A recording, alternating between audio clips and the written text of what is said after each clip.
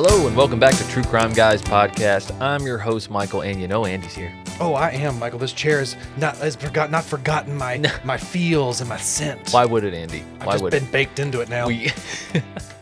Well, you know, you never go more than a week without sitting in it, so. You better not. Because last week we did Headlines and Shenanigans, where Andy hosts, and we had quite a few crazy shenanigans, gallons of piss for one. Ugh, right? I mean, just right off, I don't know why that just, it's hard to forget. You know what I mean? I'm like, why was that the first thing to come to my mind? That was just. I was still stuck on the 7 like, what in the emotional R. sport Kelly tigers. are we talking about, Yeah, bro? right. I'm gonna piss on you. Yeah. But anyways. 7 emotional support tigers, Michael. I think that's at least 2 too many. That's at least, dude. I mean, 3 should get the job done. Right. Honestly, in most cases. You've only got 2 hands. Come on. How much support do you really need when you have 3 tigers? Right? I How mean, long are you really going to be alive? Right? Yeah. They will support you for as long as they want to keep you around. Right. Exactly. But guys, we have a very unknown serial killer today, and I'm not over exaggerating. Really, like I didn't even know about this guy. None a of lot us of people did? don't know about him. There's not a whole lot out there, but he is a serial killer. Okay. So, Sometimes the most unknown are the most terrifying. well, yeah, I guess. But there's a lot of reasons he flew under the radar. I think some people tend to give him the pass because of his mental capacities, but I disagree. Okay. I disagree. We'll talk more. But first, I got to remind you guys that you can catch these episodes early and ad-free on Patreon. Patreon.com/TrueCrimeGuys. But here on the free platform, you can check out our other shows like Strange and Unexplained and Cryptic Soup with Thina and Kylie. New episodes of Cryptic Soup come out every single Wednesday. And make sure you give them a follow on Instagram as well so you can stay up to date at Cryptic Soup Pod. Speaking of Cryptic Soup and their lovely host, Thina from Cryptic Soup runs our Instagram and Facebook, so make sure you give us a follow on there, and you can stay up to date on everything we're covering on our podcast, as well as Cryptic Soup and everything that's happening in the world of true crime, Andy. She does a damn good job, Yes, I must she does. say. She has her finger on the pulse, so to speak. Yes, she does. Or the lack thereof. Exactly. But today, we're talking about a guy who, even if you have your finger on the pulse of true crime, you may have not heard of. Mm-hmm. Honestly, and for good reason. He's a terrible person. He's a piece of shit. Why should we even be talking about him, Michael? It's just a fucking job, dude. All right. Somebody's got to do it. People want to hear about it. All right. We shall carry that burden. We shall. We've been doing it well. It's a heavy burden, but we carry it with levity. But we're talking about Howard Arthur Allen. He was an American serial killer from Indianapolis, Indiana, and he also committed all of his crimes in Indianapolis, Indiana. Just a whole indie-based guy here. Yeah, pretty much. But despite a lifetime of shitting where he ate, Andy, he unfortunately murdered 3 people, which qualifies him as a serial killer. Mm-hmm. Technically, it does. But ultimately, he received the death penalty, but it was later overturned due to mental retardation. Okay, so we got some handicapped little appeals there going on. We do. And I don't know. I see how they came to it, but I don't know if it should be overturned. And it didn't do any good. He died in 2020. Spoiler alert. He technically was in prison for life. Yeah, still got the death penalty. Still got the death penalty. Still was in prison for life. But anyways, here's the one of the most insignificant serial killers to ever live. Not that any of them are significant. Anyways, roll that intro, Andy. Fine.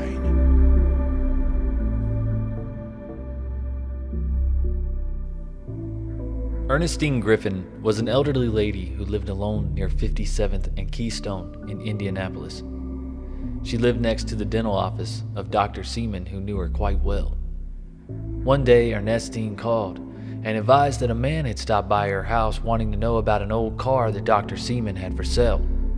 So she had the man write down his name and number so she could pass it along to Dr. Seaman. The note read, Howard Allen, 545-4109. But the doctor never got the note until it was too late. The next morning, Dr. Seaman walked over to find Ernestine's body lying on the floor with a butcher knife in her chest, and her face was severely beaten. There on the counter in the kitchen was the note. A handwriting expert testified that Allen had indeed written the note, and when confronted with this information, he at first denied all knowledge of the situation. But several hours of questioning tends to have an effect on people, and he finally admitted that he had asked about the car and had struck Ernestine with his fist. But he only did so after Dr. Seaman had insulted him on the phone and Ernestine had cussed at him. Finally, in a moment of brutal honesty, he says, "I didn't stab the lady, but if I did, I need help."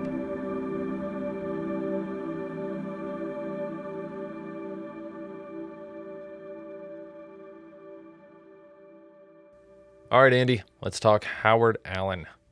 He was born on February 10th, 1949 in, as I said earlier, Indianapolis. I mean, he already just has like such a boring name. It's pretty boring, dude. He does. It's boring, but it boring also dude. is like a very almost serial killer-esque name, Howard Allen. Yeah. Like one of those two, just like it's kind of like me having like two white first names just Yeah. makes you like just such a more like It's more awkward person. But Howard was born on February 10th, as you said. He grew up with 7 siblings. He was raised in a poor house, a single mom, and he was kind of, I guess he was one of the older siblings. I don't think he was the oldest, but maybe he was the oldest boy. There's not a lot about his childhood. There's not a lot about him in general. Yeah. But he kind of played the protector role for his brothers and sisters, or at least he said so. But he was also caught doing petty things as a child, like stealing food, although he said it was to feed his family. Yeah. I mean, if you're stealing food, usually you're pretty desperate. Yeah, you're not really. Most people don't steal food for the shits and giggles. No. Now, in school, he was struggling too. He was enrolled in special education classes, and he was considered mentally behind his peers. Teachers said that he had issues processing language and was only reading at a 2nd grade level while he was in junior high. And at that time, he tested with an IQ of 68. And I think as an adult, I think he topped out at about 104, 107. There's different reports, but 1.0s. Yeah, he's in about the 1.0s, which is, they say, is average. Yeah. I mean, it's always one of those things when you realize like when this was in history. So you're like, how did he make it to 8th grade, like junior high, before they were like, can you read, Howard? Yeah. Well, Andy, you went to the American school system, so you know how people can easily slide through, especially problem kids. They can easily slide through the system. And two, they say he tested an average IQ as an adult, but who tested him? Was it the prosecution? You know what I'm saying? Because if they tested him, I'm not trying to stand up for the guy or anything. I'm just saying they would have reason for him to have a stable average IQ. Yeah, they would want him to be sane. Exactly.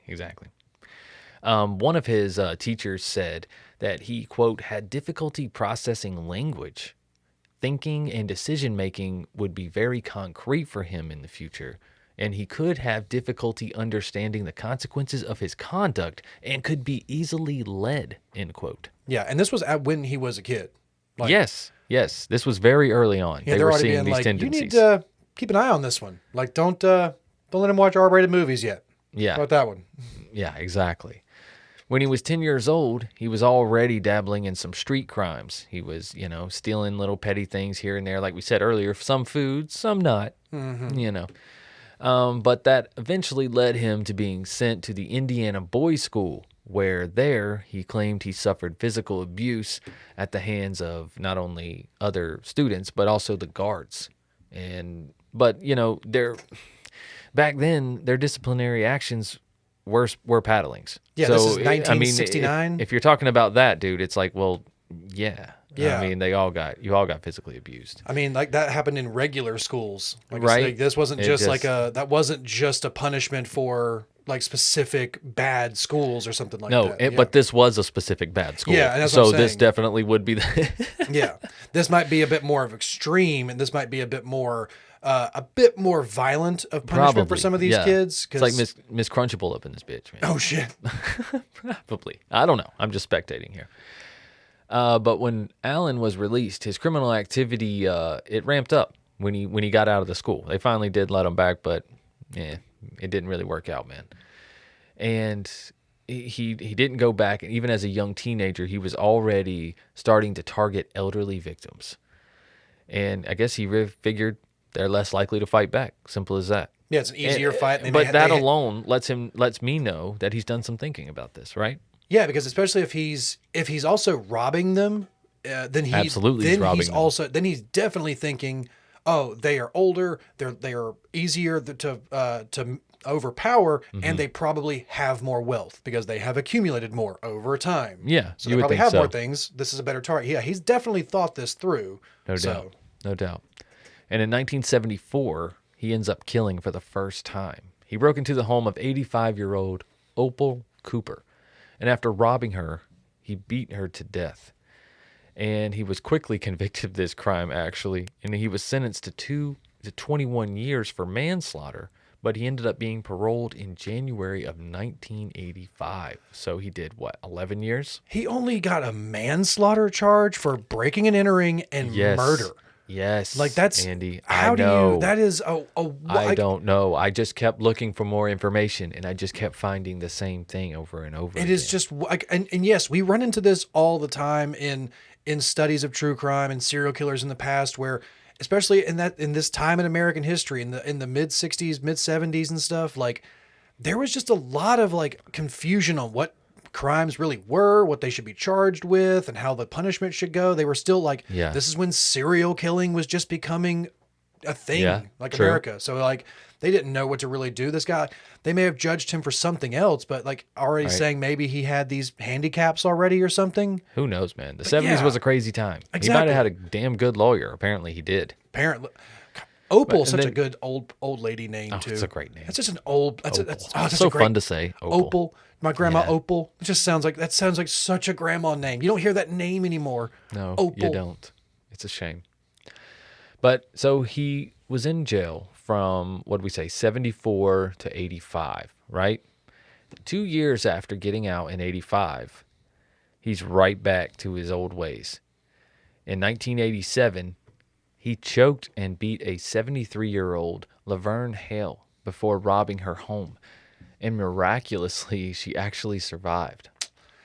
Listen, we've run into that so many other times as well. Even with some of the most elderly, what you would think of as feeble victims. Just the fucking human spirit is indomitable. Like it's incredible. If someone does not want to die sometimes, they're just not going to. No. Thank God for that, man.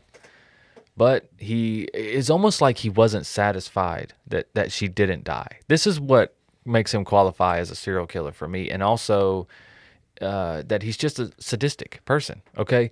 Because 2 days later, he strikes again. This time an 87-year-old woman. She wasn't as lucky as Laverne. It was around this time that he really started to nail down his MO. And he beat her to death in her home as well.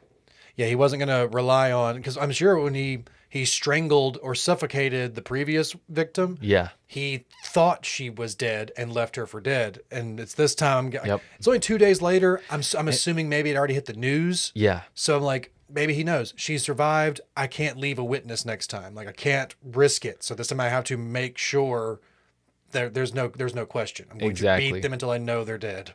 Exactly. And he kind of continued this MO. Honestly, we don't know how many victims he could really be tied to. It could be upwards to 11 to 12 victims, honestly. But there was one incident where he broke into a home, and he was convicted of this. He broke into a home, robbed the home, and was upset that the homeowner was not there, who was an elderly man. And he set the house on fire. It's the only home he did that. And it just so happened that it was the only home that the person wasn't there. So they think he did it in like a tantrum.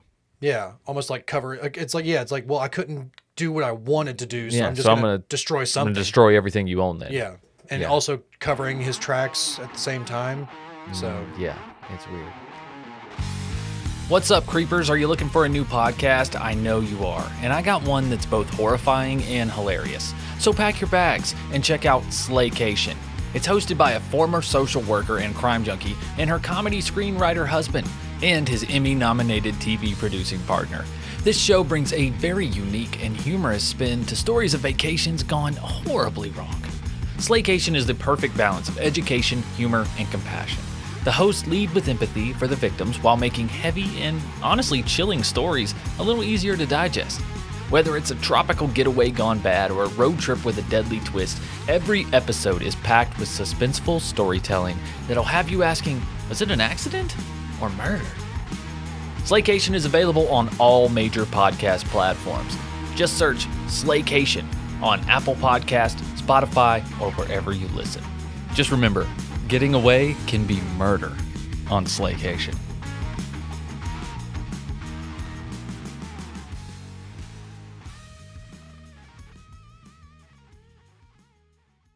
But that was a bad move. And he also slipped up when he went to the home of 73-year-old Ernestine Griffin, who was trying to sell her car at the time. Now, before Alan showed up, he called to inquire about the vehicle, and I guess Ernestine couldn't meet him at that time or whatever, and she was like, let me write down your name and number. Yeah, very typical. Yeah, just very typical. So, she writes down his name and number right there by the phone. It's and fucking 80s, man. So classic, man. Let me call you about this car you posted. What's the big deal, I bet this car was in the fucking paper. You know what I'm saying? Yeah. So 80s right here. It was. It was probably in the classifieds. But you also... I was sorry, but like you're also thinking it's like when we're talking about like why he got some of his stuff like reduced down for like, handicapped. It's like you're definitely seeing like planning in these things. You're seeing planning. You're seeing attempt to cover up. You're seeing the like I know what I'm doing is wrong, and I'm trying to not get caught. Yeah. So it's one of those different. It's kind of one of those things where it's like, are you sane or not? I feel like so far in this story, everything points to this guy knows what he's doing. He absolutely does. Absolutely does. Because when he showed up, he wasted no time, and he attacked her with a 10-inch butcher knife and smashed her in the head with a kitchen toaster repeatedly. Good night. Like, you didn't think the 10-inch butcher knife was enough? Like, yeah, this is definitely overkill at this point. This is a violent attack. And all of this, you know what he left? What? You know what he left with, rather? He left with $15 in her camera. Didn't even take the car? Didn't even take the car. Yeah, it's like, what? So what are you really doing this for other than... And then when police went to the crime scene, of course, they find the note with his name and number on it. Yeah, right?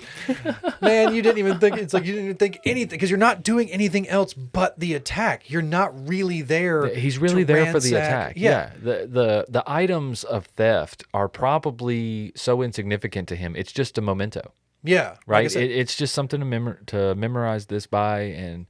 to replay this in my head. Otherwise, he's not taking it. Yeah, or to make it look like this is a robbery gone wrong.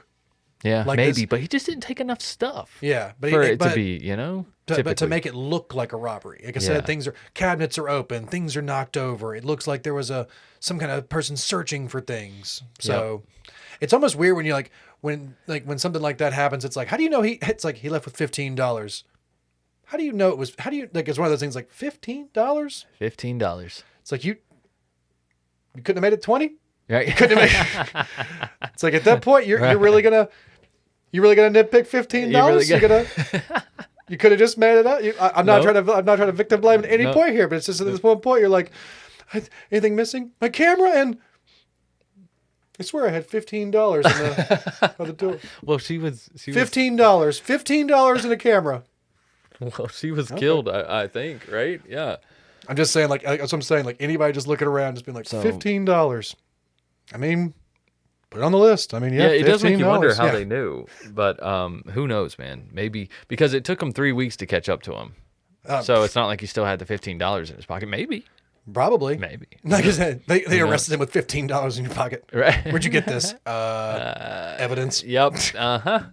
All right. It was change from McDonald's. But they were able to convict him of burglary, battery, robbery. This is in 1988, and murder, of course. And he received the death penalty. But after 25 years on death row, his sentence was commuted to a 98-year imprisonment on the grounds of mental retardation.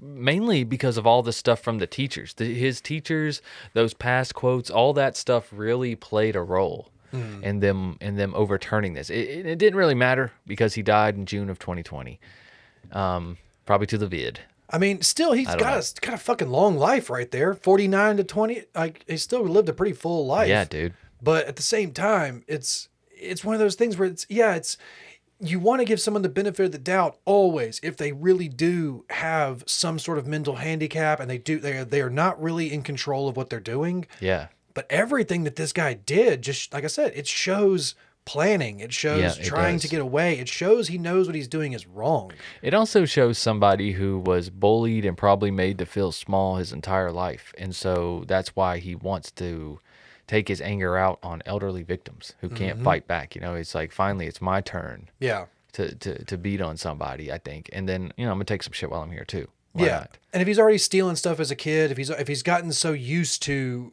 like having to steal things, then it might just become second nature. He's like, well, I'm here. I'm just going to take some shit. Like, I wanted to come in here and do this, but cool camera.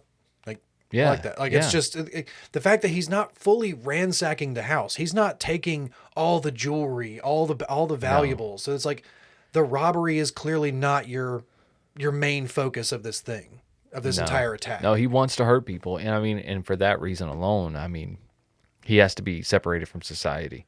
I understand the overturning of the death penalty. And like I said, it doesn't matter. Yeah. It doesn't matter at all. But, I don't know. It's just, I guess it's worth mentioning. We do the most notorious and we do the least. At the same time, it's one of those questions about like whether he should be like notable or not, because it's kind of the same deal of like, is that, because it's even worth mentioning, like you said, he could be tied to many more victims. It's like he plans, right? But he's not like kill list, duffel bag with a full kill kit inside of it. Yeah, he's not map with certain locations circled. Yeah, he's not like hopping to that level, right? Like that's what makes us so blown away by these people, how they can live these complete double lives, whereas he wasn't. He was probably just riding around, acted on impulse. Oh, old person. I'm gonna go in there and beat them up later, take their shit. Yeah, because like I said, you don't have a lot of information on his life, of just like his day-to-day stuff, because even once they have him in prison, it's not like this fascinating story of, oh, you did this and then this happened to you and then this happened to you. It's not some intricate mind of a monster. It's like you just wanted to hurt some people and you had a lot of rage built up. Yeah, like, that's nothing fancy. It's nothing really to write home about. Right. But you need to be in prison. You cannot be out here. No doubt. No matter what your mental capacities are. It's like you have impulses that you cannot control. You got to be in here. Yeah. Death penalty. There you go. I don't know. I'm not a firm believer in the death penalty a lot of the times, especially on something kind of like this. It's like, hey, if you say this guy's got some handicaps, then yeah, lock him up.